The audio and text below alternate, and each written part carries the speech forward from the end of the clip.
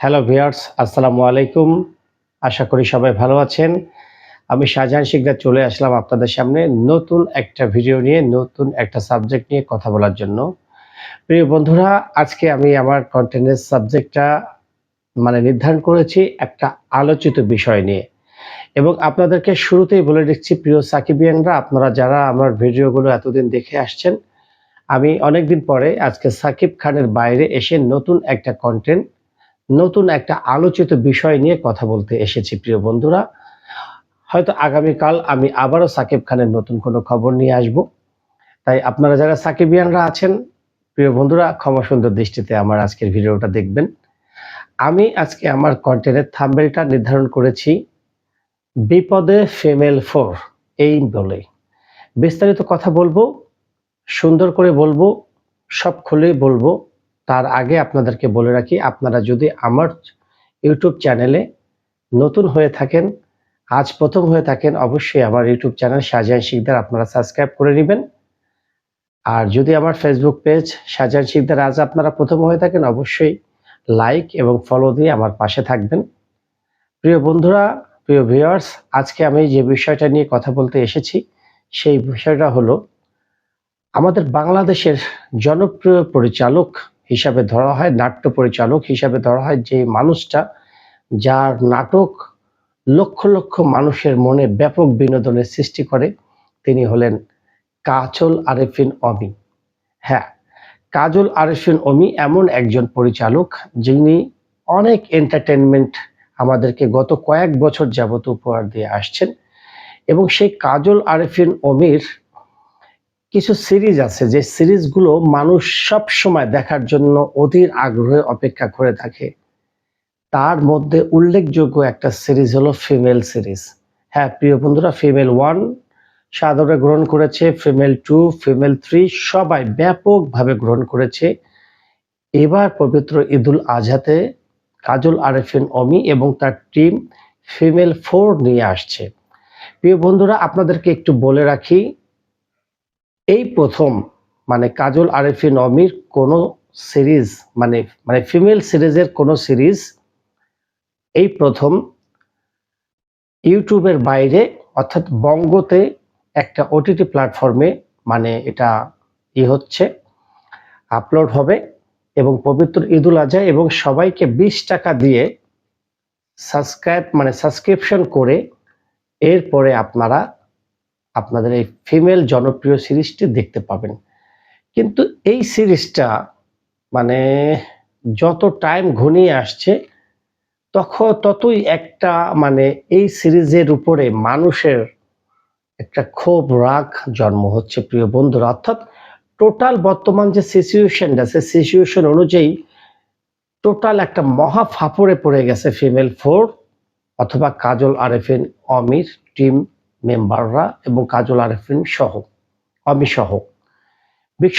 বিষয়টা হলো প্রিয় বন্ধুরা, আপনারা যারা সোশ্যাল মিডিয়া সব সময় ফলো করেন বা থাকেন, তারা সবাই ইতিমধ্যে জেনে গেছেন যে বাংলাদেশের একটা টিভি বিজ্ঞাপন, যে বিজ্ঞাপনটা কোমল পানীয় কোকা কোলার উপরে নির্মিত হয়েছিল এবং যেখানে অভিনয় করেছিল আমাদের কাজল আরেফিন অমির গুরুত্বপূর্ণ দুজন সদস্য, যারা সব সময় কাজল আরেফিন অমির বিভিন্ন প্রজেক্টে, বিভিন্ন সিরিজে তারা কিন্তু লাগাতার ভাবে অ্যাক্টিং করে যাচ্ছিল।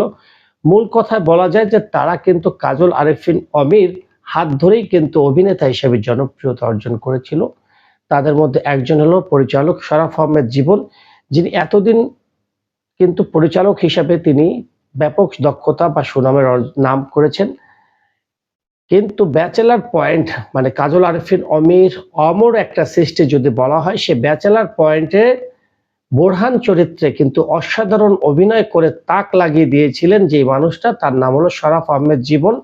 আর সেই শরাফ আহমেদ জীবন লাগাতার ভাবে ব্যাচেলার পয়েন্টের পর থেকে যত নাটক কাজল আরেফিন অমি নির্মাণ করেছেন, প্রত্যেকটা নাটকে কিন্তু একটা গুরুত্বপূর্ণ চরিত্রে অভিনয় করেছেন আমাদের শরাফ আহমেদ জীবন। আর আরেকজন হলেন শিমুল শর্মা, যিনি ব্যাচেলার পয়েন্টে শিমুল ক্যারেক্টার করেছেন এবং এছাড়া কাজল আরেফিন অমির একজন অ্যাসিস্ট্যান্ট ডিরেক্টর এবং প্রত্যেকটা মানে ব্যাচেলার পয়েন্টের পর থেকে প্রতিটা সিরিজেই কিন্তু ওইরকম শরাফ আহমেদ জীবন এবং শিমুল শর্মা প্রতিটা সিরিজেই কিন্তু আপনার গুরুত্বপূর্ণ ভূমিকা পালন করছে। অর্থাৎ আপনার কাজল আরেফিন অমি এবং শরাফ আহমেদ জীবন আর শিমুল শর্মা একই মানে মানে একটা পরিবারের মতন। সেই দুজন মানে কাজল আরেফিন অমির দুজন মেম্বার গুরুত্বপূর্ণ মেম্বার একটা ভুল কাজ মানে মানে এক প্রকার ভুল কাজ করে ফেলেছেন। একটা ধর্মীয় ইস্যু যেখানে কোক বাংলাদেশ মুসলিম প্রধান দেশ এবং কোক যখন থেকে জানা হয়েছে যে ইসরায়েলি একটা পণ্য এবং কোক ফিলিস্তিনির অসহায় নারী পুরুষ বাচ্চাদের যিনি ইসরায়েলরা মনে করেন একটা মানে ধ্বংসযজ্ঞ চালাচ্ছে, তাদেরকে উপর নারকীয় হত্যাকাণ্ড চালাচ্ছে, তাদের নাকি পৃষ্ঠপোষক হলো এই কোকাকোলা। সেই সময় থেকে যখন শোনা যাচ্ছে যে কোকাকোলা, পেপসি এবং তাদের এই যে ব্র্যান্ডগুলো তারা নাকি ইসরায়েলি পণ্য এবং ইসরায়েলের পৃষ্ঠপোষক, তখন থেকে আমাদের বাংলাদেশের মুসলমান যারা আমরা ভাইয়েরা আছি, বোনেরা আছি বা আমরা মুসলিম প্রধান মানুষগুলো আছি, তারা কিন্তু সবাই লাগাতারভাবে বয়কট কক, বয়কট পেপসি এই একটা ট্রেন্ড চালু হয়েছে এবং এরপর থেকে কোকের ব্যবসায় কিন্তু লাগাতার ধস নামছে বন্ধুরা। সেই কোকের আপনার কি বলে সেই কোককে প্রমোট করার জন্য সেই কোকের আপনার কোকের ভালো গুণগান যখনই এই শরাফ আহমেদ জীবন এবং শিমুল শর্মার মুখ থেকে শোনা গিয়েছে, তখন থেকে কিন্তু এখন নতুন একটা ট্রেন্ড গতকাল থেকে চালু হয়েছে, সেটা হলো boycott female four, boycott Sharaf Ahmed Jibon, boycott Shimul Sharma. এবং আপনাদেরকে বলে রাখি প্রিয় বন্ধুরা, প্রথমেই কিন্তু যখন এই বিজ্ঞাপনটা অন এয়ার হয় তখন কিন্তু অনেকেই ভেবেছিল যে এই বিজ্ঞাপনটা হয়তো কাজল আরেফিন অমি বানিয়েছেন এবং এরপর থেকে কিন্তু কাজল আরেফিন অমির বিরুদ্ধে কিন্তু ব্যাপকভাবে লেখালেখি এবং ব্যাপকভাবে তাকেও বয়কটের মধ্যে ফেলের একটা চক্রান্ত বা একটা মানে আওয়াজ উঠেছিল, চক্রান্ত বলা যাবে না, একটা আওয়াজ উঠেছিল। কিন্তু এটা কাজল আরেফিন অমি তিনি বুদ্ধিমান মানুষ, তিনি বোঝার কারণে কিন্তু তিনি আজকে তার ফেসবুক পেজে একটা স্টেটমেন্ট দিয়েছেন, একটা পোস্ট করেছেন এবং তিনি এটা ক্লিয়ার করে দিয়েছেন যে তিনি আজ পর্যন্ত কোনো বিজ্ঞাপন বানান নাই, তিনি নাটক বানিয়েছেন, ওয়েব সিরিজ বানিয়েছেন এবং ভবিষ্যতে তিনি সিনেমা বানাবেন। তিনি কখনোই বিজ্ঞাপন চিত্র নির্মাণ করেননি। অর্থাৎ তিনি ক্লিয়ার করে দিয়েছেন যে এটা তিনি বানাননি। যারা ভেবেছিলেন যে এটা কাজল আরেফিন অমি বানিয়েছে, এটা আসলে সম্পূর্ণ তাদের ধারণা ভুল। এবং তিনি আরো একটা কথা বলেছেন, দেখেন শরাফ আহমেদ জীবন এবং শিমুল শর্মা তারা আমার পরিবারের একটা অংশ, অর্থাৎ আমার প্রত্যেকটা কাজে তারা কিন্তু ফেমাস হয়েছেন বা তারা আমার সাথে অতপ্রতভাবে কাজ করেন, জড়িত। কিন্তু তারা কোনোভাবেই আমি তাদের ব্যক্তি স্বাধীনতার উপর হস্তক্ষেপ করি না। তারা কোন কাজ করবেন এবং কোন কাজ করবে না এটা তাদের ব্যক্তিগত বিষয়, এখানে আমি তাদেরকে বলিও না করতে, নিষেধও করি না। এখন তারা এটা করছে, তার দায়ভার সমস্ত তাদের, এটা কিন্তু আমি তাদেরকে করাইনি। অর্থাৎ তিনি কিন্তু তার দিক থেকে ক্লিয়ার করে দিয়েছেন এবং তিনি বলেছেন যে মানে আমাদের অনেক কষ্টের একটা ফসল হলেন ফিমেল ফুড এবং এই ফিমেল ফুডটা আমরা অনেক রোদের মধ্যে টানা 12 দিন অনেক বড় একটা বাজেটের আমরা শুটিং করেছি এবং এই কাজটা আপনাদের ভালোবাসা আমরা চাই, আপনারা ক্ষমা সুন্দর দৃষ্টিতে দেখে আপনারা এই ফিমেল ফুডটা দেখবেন। দেখেন এই একটা কন্ট্রোভার্সি তো মানে অলরেডি কিন্তু ফিমেল ফোর পড়ে গেল। এছাড়া আরো একটা কন্ট্রোভার্সির মধ্যে আছে, সেটা হলো প্রিয় বন্ধুরা, বিপদ কিন্তু যখন আসে তখন কিন্তু একদিক দিয়ে আসে না, আর একদিক থেকে কিন্তু বিপদ আবার মানে কাজল আরেফিন অমির এবং ফিমেল ফোরের উপরে আসছে। সেটা হলো এক শ্রেণীর মানে দর্শক যারা আছে, আমরা আসলে মানে ইউটিউবে এতদিন ফিমেল ফোর দেখেছি, অর্থাৎ কোনো টাকা পে করে না, হয়তো ইউটিউবে আমাদের নেট খরচ হয়েছে অথবা আমাদের ওয়াইফাই দিয়ে আমরা দেখেছি, কিন্তু আমরা কখনো টাকা দিয়ে কিন্তু ফিমেল ফোর দেখিনি। কিন্তু এই প্রথম যখন 20 টাকা দিয়ে বঙ্গতে সাবস্ক্রিপশন করে তারপরে ফিমেল ফোর দেখতে হবে, এটা নিয়ে কিন্তু নেটিজনের একটা পক্ষ ব্যাপক সমালোচনা করছে যে টাকা দিয়ে আমরা এটা যে একটা ব্যবসা শুরু করেছে কাজল আরিফিন অমি, এটার বিপক্ষে আমাদের অবস্থান, অর্থাৎ আমরা এটা দেখব না। অর্থাৎ দেখেছেন প্রিয় বন্ধুরা, দুইটা দিক থেকেই কিন্তু, অর্থাৎ এখন কাজল আরিফিন অমির এত সুন্দর একটা সিরিজ ফিমেল 4 কিন্তু বিপদে পড়ে গেছে বন্ধুরা। এখন এই বিপদ থেকে যে আসলে কিভাবে এটা মানে ওরা বের হয়ে আসবে, এটাই আমার আর সন্দেহ। এবং এবং এত বড় একটা কন্ট্রোভার্সির মধ্যে পড়ে গেছে, অর্থাৎ মানে ফিমেল 4, এটা আসলেই মানে আমরা আশা করিনি। তা যাই হোক, শরফ আহমেদ জীবন এবং শিমুল শর্মা, আমার মনে হয় নিরপেক্ষ দৃষ্টিতে আমার একটা মতামত আমি দিতে পারি প্রিয় বন্ধুরা, সেটা হলো যে তারা একটা খোলা চিঠি, মানে ক্ষমা চেয়ে যদি মানে অর্থাৎ পাবলিক আমরা যারা আছি দর্শকদের কাছে যদি একটা খোলা চিঠি যে আমরা এই ধরনের ভুল কাজ ভবিষ্যতে আর করব না, হয়তো এই কারণে তারা হয়তো ক্ষমা পেয়ে যেতে পারেন, হয়তো সিরিজটা ভালো যেতে পারে।